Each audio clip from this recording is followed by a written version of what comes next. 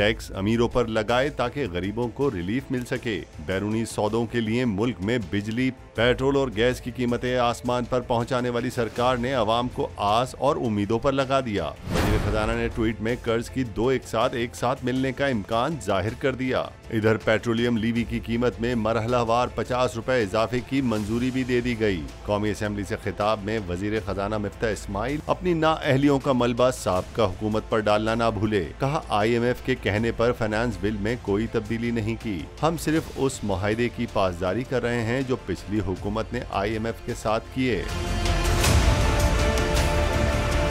Imported हुकूमत की नाअहलियों पर तहरीक इंसाफ के रहनुमा खामोश न रह सके। साबिक वजीर खजाना शौकत तरीन ने ट्वीट किया, लगता है बजट अभी तक फाइनल नहीं हुआ और इसके सेनेट में पेश होने का भी कोई इम्कान नहीं।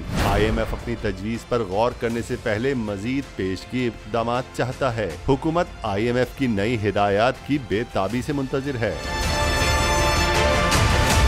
फरूख हबीब ने अपने पैगाम में लिखा, IMF ने पाकिस्तानी हुकूमत से मुतालबा किया है कि वो नैब के एहतसाब कवानीन में की गई हालिया तब्दीलियों पर नजरसानी करे। इसका मतलब है कि NRO2 IMF को काबिल कबूल नहीं।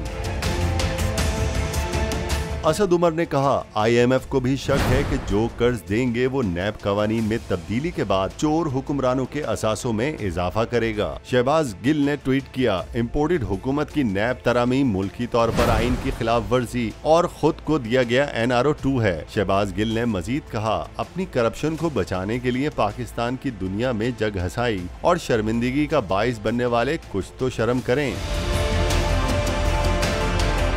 शेख रशीद ने जुलाई को अहम तरीन महीना करार देते हुए बड़े सियासी बहरान का इंदिया दे दिया। ट्वीट में लिखा, इम्पोर्टेड हुकूमत ने सुपर टैक्स को गरीबों पर मुसल्लत कर दिया। मुल्क अभी तक ग्रे लिस्ट से बाहर नहीं निकल सका। कर्जों के लिए IMF का हुक्मनामा भी जारी नहीं हुआ। अब अवाम को एहतजाज से कोई नहीं रोक सकता।